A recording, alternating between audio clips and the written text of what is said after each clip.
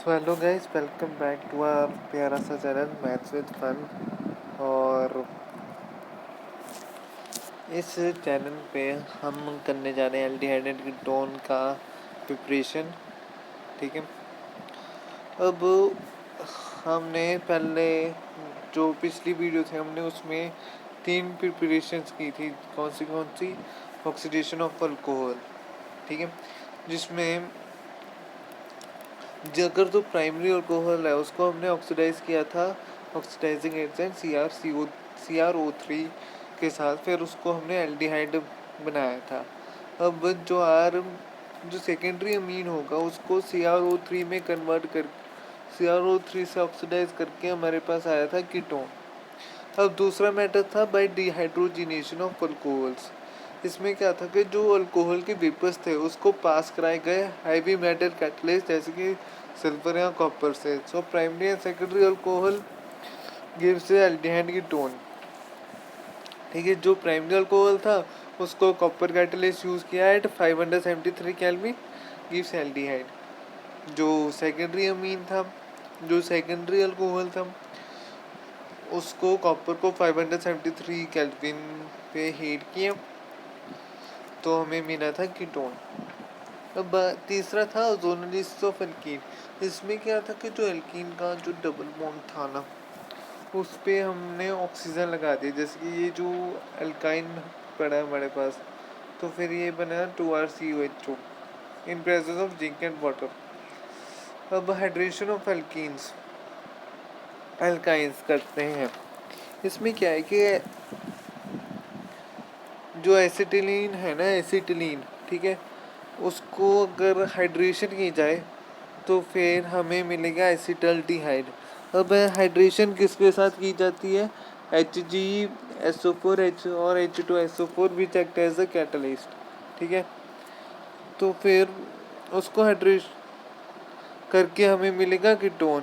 अगर एल्डिहाइड लेना है तो फिर हमें चाहिए होगा अदर ऑन हाइड्रेशन, तो फिर हमारे पास अदर एल्कीन्स होंगे जो हमको कीटोन देंगे, और जो एसिटिलीन होएगा वो हमको देगा acetaldehyde in presence of catalyst HgSO4, मतलब कि मर्करी सल्फेट और सल्फ्यूरिक एसिड। अब अगला है फिफ्थ रिएक्शन के by heating of calcium source of acid. ठीक है। अगर हमने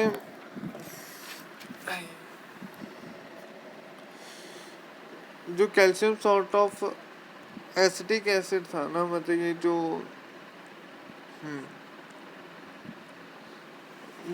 RCOO ट्वाइस कैल्शियम था, ठीक है, उसको हमने हीट किया तो हमारे पास मिला कीटोन प्लस CaCO3। अगर हमने एल्डिहाइड लेना है तो फिर हमारे पास बनेगा calcium formate and other calcium source of acid are heated. तो फिर क्या होएगा कि RCO twice plus CS plus give plus HC double bond O नहीं HCOO twice CA on gives RCHO plus CaCO twice. अब जो सिक्स्थ रिएक्शन है हमारे पास वो है decarboxylation and dehydration of aromatic acids by decarboxylation and dehydrogenation of aromatic acids. क्या है by decarboxylation? Decarboxylation and dehydrogenation of aromatic and dehydrogenation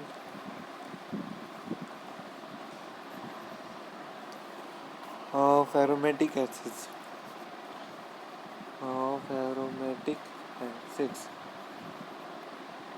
okay. अब इसमें क्या है कि हमने ना डीकार्बोक्सिलेशन करनी है और डिहाइड्रेशन करनी है किसकी? एरोमेटिक एसिड्स की।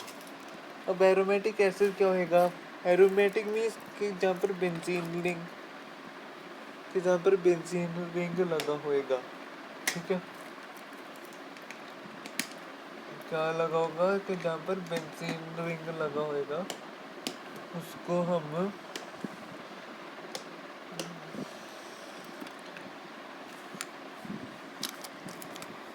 कि जहाँ पर बेंजीन रिंग लगा होगा वहाँ पर जहाँ पर बेंजीन होएगा उसके साथ हमने ये कार्बोक्सिलिक एसिड लगाया प्लस मेथनोइक एसिड लगाया, तो फिर in presence of magnesium oxide, ठीक है, किसकी प्रेजेंस में, मैग्नीशियम ऑक्साइड की प्रेजेंस में, मिथेनोइक एसिड की प्रेजेंस में। कौन सा एसिड लिया, पहले तो हमने लिया बेंजोनोइक एसिड और उसमें पाया हमने methanoic acid. In presence of magnesium oxide which act as the catalyst in presence of 300 degrees Celsius gives benzaldehyde plus water plus carbon dioxide plus water plus carbon dioxide. So we will repeat this reaction again to understand the reaction carefully. That is benzoic acid plus methanoic acid. Methanoic acid in presence of MnO, magnesium oxide, which acts as the catalyst at 300 degrees Celsius, gives benzaldehyde, water, and carbon dioxide. Similarly, if we add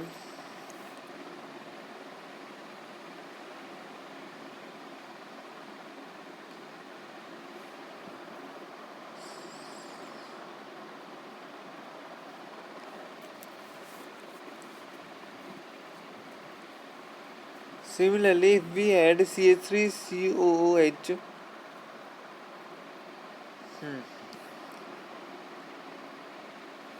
similarly if we add benzoic acid with the ethanoic acid,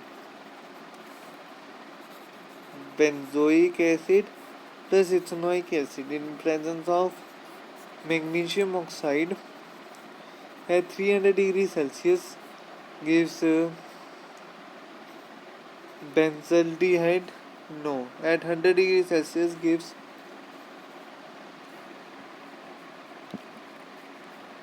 N-methyl benzene.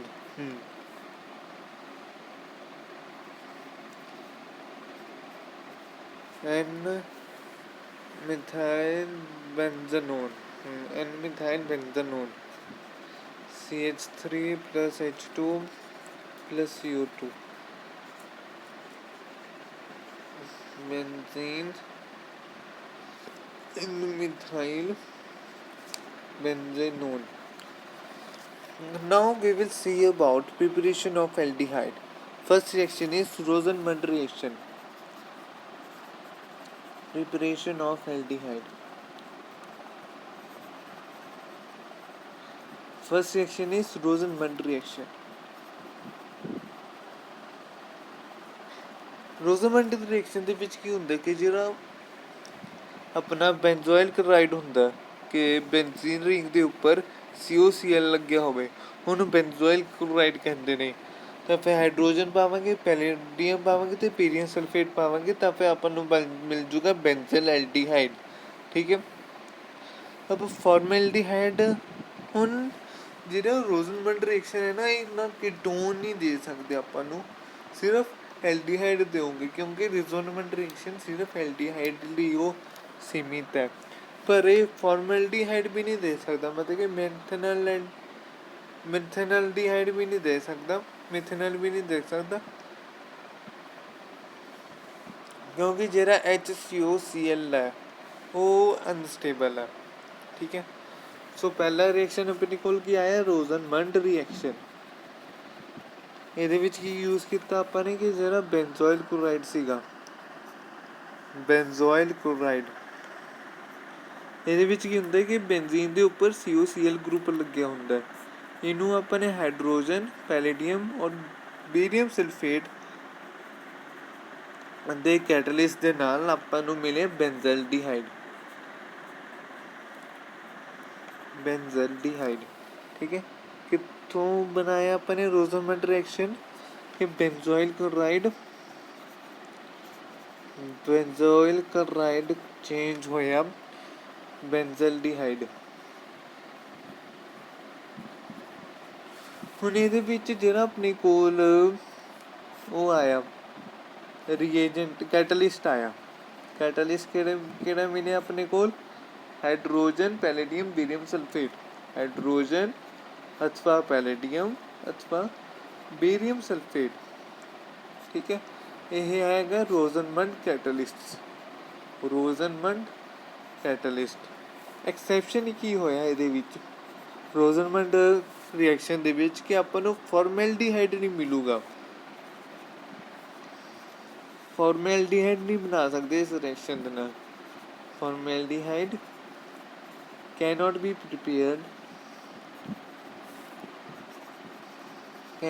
prepared by this method। so next है हमारे पास क्यों नहीं बना सकते हम formaldehyde? क्योंकि जो HCOCl2 group है वो हाईली स्टेबल है, हाईली स्टेबल। इस करके हम फॉर्मेल्डिहाइड नहीं बना सकते। Now let's move towards another reaction, that is from nitriles।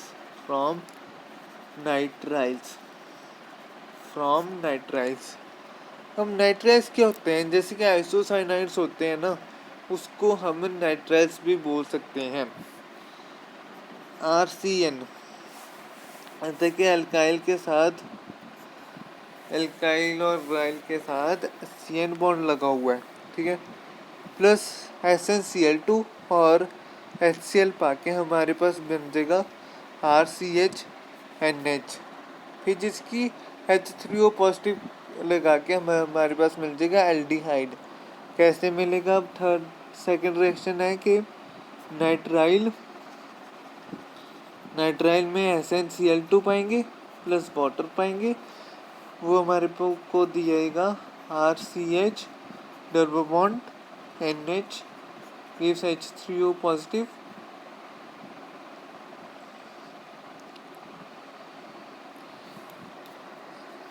gives RCHO।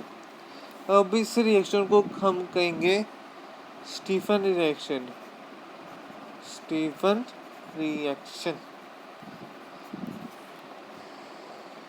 इस रिएक्शन को हम फिर से रिवाइज करते हैं कि हमने क्या किया था। नाइट्राइल के साथ टिन क्लोराइड पाया हमने, टिन क्लोराइड, साथ में वाटर ऐड किया, तो फिर हमारे पास क्या मिला? RCH डबल बॉन्ड NH मिला। उसको जो कि एक्ट एज इंटरमीडिएट किया था उसने, फिर उसकी हमने हाइड्रोलिसिस करवाई H3O पॉजिटिव के साथ, जिसके कारण हमें एल्डिहाइड मिल गया। अल्टरनेटिव मेथड क्या है कि